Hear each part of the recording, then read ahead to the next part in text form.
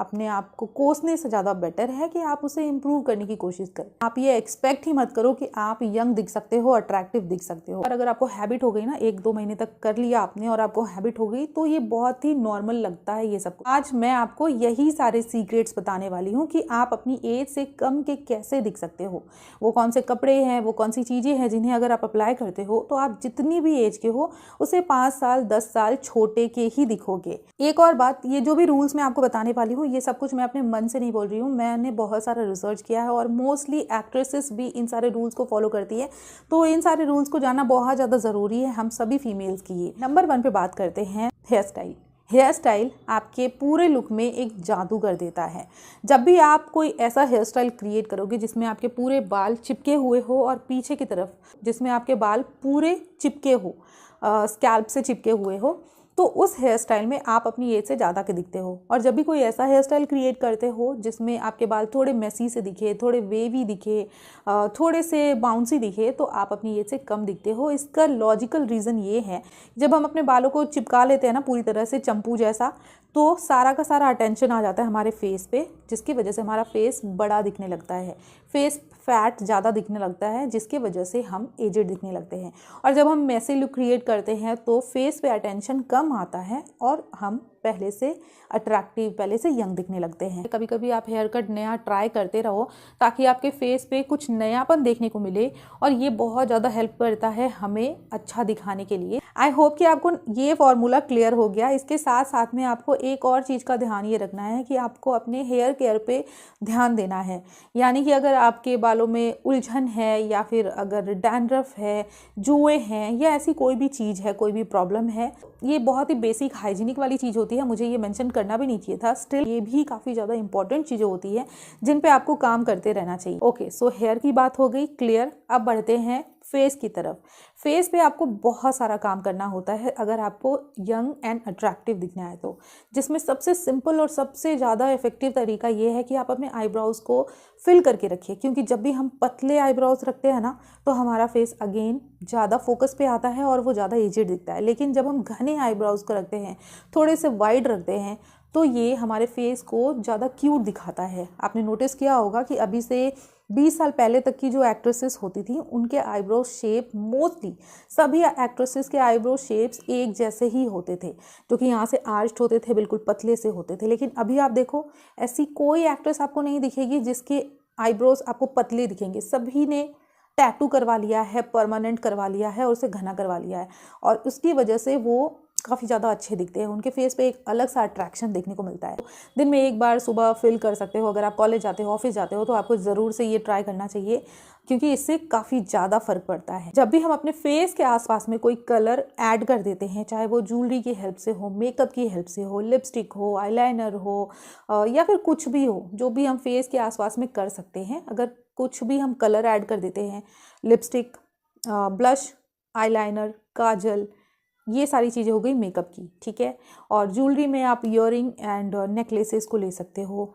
तो ये जो छोटी छोटी चीज़ें होती हैं ना, जिससे हम अपने फेस के आसपास जब कलर को ऐड करते हैं तो वो हमारे फेस से रिफ्लेक्ट होता है, और इसकी वजह से भी हमारा फेस पहले से ज़्यादा यंग, पहले से ज़्यादा अट्रैक्टिव दिखने लगता है। देखो, अगर आपको मेकअप करना पसंद नहीं है, अगर आप घर पर हमेशा रहते हो, हाउस वाइफ हो, आपको पसंद नहीं है ज़्यादा कुछ भी ताम झाम, तो भी एटलीस्ट आपको 1-2 चीज़ें अप्लाई करनी चाहिए। आप सिंपल सा एक टिंटेड लिप बाम ले लो, जिससे आप अपने लिप्स को मॉइस्चराइज भी रखोगे, हल्का सा वो कलर भी देता है, और उसके वजह से भी आपके फेस में एक अलग सा अट्रैक्शन देखने को मिलता है। एक और अच्छा तरीका ये भी है, अगर आप मैरिड हो और बिंदी लगाते हो ना, तो आप अपने बिंदी के कलर में चेंजेस करके देखो। क्योंकि मैंने खुद देखा है कि जब तक मैं मरून या रेड बिंदी लगाती थी तो मेरा फेस थोड़ा अलग सा दिखता था। जब से मैंने ब्लैक बिंदी लगाना स्टार्ट किया है तो थोड़ा अलग सा दिखने लगा। और मैं बिंदी रेगुलरली लगाती हूँ, मेरे हस्बैंड को बहुत ज़्यादा पसंद है, तो इसीलिए मैं आपके साथ में ये भी शेयर कर रही हूँ। ऐसा नहीं है कि बिंदी लगाने से आप ज़्यादा एजेड दिखने लगोगे। हाँ, बिंदी के साइज़ को आपको ज़रूर छोटा कर देना चाहिए। अगर आप बहुत ज़्यादा बड़ी बिंदी लगाते हो तो उसकी साइज़ को छोटा कर दो और उसके कलर को चेंज करके देखो, इससे भी आपके फेस में काफ़ी ज़्यादा चेंजेस देखने को मिलेंगे। ओके, सो नंबर 3 पे बात करते हैं स्किन केयर और हेयर केयर को हम कैसे छोड़ सकते हैं। ये बहुत ज़्यादा इंपॉर्टेंट होता है, क्योंकि अगर आप ऊपर से कुछ भी लेयरिंग करते रहोगे, ऊपर ऊपर सब कुछ करते रहोगे, लेकिन अंदर से जो कोर है वही मजबूत नहीं है, अंदर से जो आपकी स्किन है वो हेल्दी नहीं है, तो आप कभी भी अच्छे नहीं दिख सकते हो। मैंने खुद देखा है कि स्किन केयर करने की वजह से मेरे स्किन में कितना ज़्यादा चेंजेस देखने को मिला है, बहुत ज़्यादा फ़र्क पड़ता है स्किन केयर करने से। सनस्क्रीन अप्लाई करना, वीक में एटलीस्ट एक बार स्क्रबिंग करना, महीने 2 महीने में एक बार फेशियल करना, मसाज करना, रात को सोने से पहले कोई फेस सिरम अप्लाई करना, ये सारी चीज़ें जो छोटी छोटी चीज़ें हैं, आई नो सुनने में बहुत ज़्यादा बड़ी लगती है, लेकिन एक बार अगर आपको हैबिट हो गई ना, 1-2 महीने तक कर लिया आपने और आपको हैबिट हो गई, तो ये बहुत ही नॉर्मल लगता है ये सब कुछ। और एक चीज़ कि जब आप अपने 30s में आ जाते हो तो आपको नाइट क्रीम ज़रूर से अप्लाई करना है। नाइट क्रीम या फिर नाइट सिरम कुछ भी ऐसा अप्लाई करके रात को सोना है, ताकि वो रात भर आपकी स्किन को हील करता रहे और डे बाय डे आपको कुछ ना कुछ अच्छा उसमें चेंजेस देखने को मिले। सो स्किन केयर करना बहुत ज़्यादा इंपॉर्टेंट है। बिना स्किन केयर किए आप ये एक्सपेक्ट ही मत करो कि आप यंग दिख सकते हो, अट्रैक्टिव दिख सकते हो। स्किन केयर जितना ज़्यादा लंबे टाइम तक आप करोगे ना, आपको उतने ही अच्छे बेनिफिट्स देखने को मिलेंगे। सो स्किन केयर बहुत ज़्यादा ज़रूरी है। नंबर 4 पे बात करते हैं। कई बार क्या होता है कि अगर आप अपने आउटफिट के स्लीव्स में चेंजेस करते हो तो वो सीधा सीधा इम्पैक्ट डालता है आपके फेस पे, जिसकी वजह से आप यंग दिखने लगते हो और ये बहुत ज़्यादा अच्छे से काम करता है। अगर आपने इतने वाले स्लीव के सूट को पहना है, ब्लाउज़ को पहना है, तो आप उसमें एक पिक लेके देख लेना। और अगर आप कोई ऐसा ब्लाउज़ या सूट पहनते हो जिसमें बटरफ्लाई वाले स्लीव हो, फ्रिल वाले स्लीव हो, जो कि थोड़े गर्लिश जैसे दिखते हैं ना, ऐसे टाइप के स्लीव में जब आप अपने आप को देखोगे ना, आपको डेफिनेटली फ़र्क देखने को मिलेगा। आप पहले से ज़्यादा यंग दिखोगे। आप स्ट्रैपी स्लीव पहन सकते हो या फिर जो फ्रिल वाले होते हैं स्लीव्स, उन्हें पहन सकते हो। ऑफ शोल्डर स्लीव अगर आप पहन सकते हो तो वो पहनो। तो इन सारे स्लीव्स में चेंजेस करने की वजह से भी हमारे फेस पे इसका रिफ्लेक्शन पड़ता है और हम पहले से ज़्यादा अट्रैक्टिव यंग दिखते हैं। ओके, नेक्स्ट बात करते हैं। कपड़ों के कलर्स से भी काफ़ी ज़्यादा फ़र्क पड़ता है, क्योंकि अगर आपको अपना अंडरटोन पता है और उसके अकॉर्डिंग अगर आप कपड़ों के कलर्स को पिक करते हो तो ये बहुत ज़्यादा 100% एक्यूरेटली काम करता है। लाइक जो मेरा अंडरटोन है वो है वार्म, और जब भी मैं कोई ऐसा कूल कलर पहनती हूँ जैसे कि ब्लू, पर्पल, तो इससे मेरा फेस हमेशा ही डल सा दिखता है। इसलिए मैं ऐसे कलर्स को पहनना थोड़ा अवॉइड करती हूँ। और जब भी मैं येलो, रेड ऐसे कलर्स को पहनती हूँ तो मेरा फेस ज़्यादा खिल जाता है। तो ये काफ़ी ज़्यादा अच्छे से काम करता है। आपको सबसे पहले पता करना पड़ेगा कि आपका अंडर टोन क्या है, वार्म है, कूल है, न्यूट्रल है। उसके बाद उसके अकॉर्डिंग आप अपने कपड़ों के कलर्स को लेना। और इन सारे टॉपिक्स में मैंने डिटेल में वीडियो बनाया है, तो आप मेरे चैनल को चेकआउट कर सकते हो। आप अपने अंडरटोन को पहचान सकते हो, आप अपनी बॉडी शेप को पहचान सकते हो।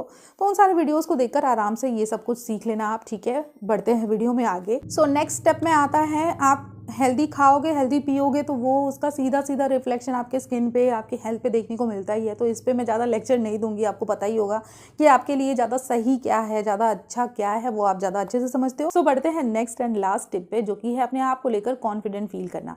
बाकी सारी चीज़ें अगर आप थोड़ा कम भी करोगे और कॉन्फिडेंस आपका ज़्यादा है तो आप मैनेज कर लोगे, सब कुछ बैलेंस हो जाएगा। लेकिन अगर आप बहुत गोरे भी हो, आपके हेयर अच्छे हैं, आपकी फिगर अच्छी है, सब कुछ अच्छा है, और स्टिल अगर आप अपने आप को लेकर अच्छा फील नहीं करते हो, अगर आप अपने आप को लेकर कॉन्फिडेंट फील नहीं करते हो, अपनी कोई एक बुराई को लेकर उसके बारे में सोचते रहते हो कि ये क्या है मेरे साथ में, ये तो अच्छा नहीं है बिल्कुल भी, तो आप बिल्कुल भी अच्छे नहीं दिखोगे। चाहे आप में 1000 अच्छी चीज़ें हैं, लेकिन अगर आप अपने आप को लेकर कॉन्फिडेंट फील नहीं करते हो तो वो आपकी पर्सनालिटी को कभी भी अच्छा नहीं दिखाएगा और आप कभी भी यंग, कभी अट्रैक्टिव दिख ही नहीं सकते हो। तो आपका फिगर जैसा भी है, आपकी पूरी बॉडी जैसी भी है, आपका हेयर जैसा भी है, स्किन जैसा भी है, सब कुछ जैसा भी है, उसे एक्सेप्ट करते हुए आप उसे धीरे धीरे इंप्रूव करो। ऐसा नहीं है कि आपने आज सोच लिया तो कल ही इंप्रूव हो जाएगा।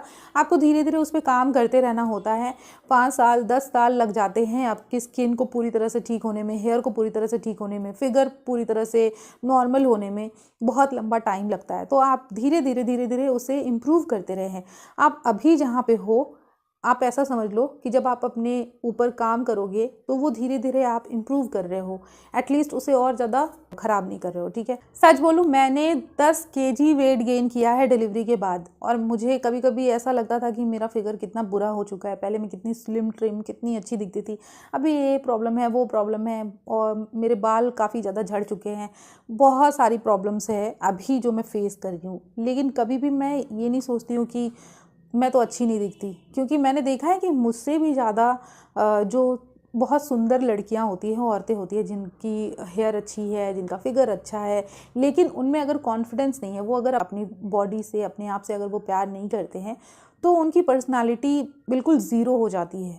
तो उससे ज़्यादा बेटर है कि आप जैसे भी हैं अपने आप को एक्सेप्ट करें और धीरे धीरे करके इम्प्रूव करते रहे। इसके अलावा तो हम कुछ कर नहीं सकते। इन शॉर्ट, अपने आप को हमेशा कोसते रहने से ज़्यादा बहुत ज़्यादा बेटर ये है कि आप थोड़ा बहुत ही सही लेकिन इम्प्रूवमेंट करते रहे अपने अंदर और अपने आप से प्यार करते रहें, क्योंकि लाइफ से बड़ी चीज़ और कुछ भी नहीं है। ना तो आपका फिगर, ना हेयर, ना स्किन, ना ही कोई और चीज़। अगर आप जिंदा हो तो यही सबसे ज़्यादा बड़ी चीज़ है जिसके लिए आपको थैंकफुल होना चाहिए।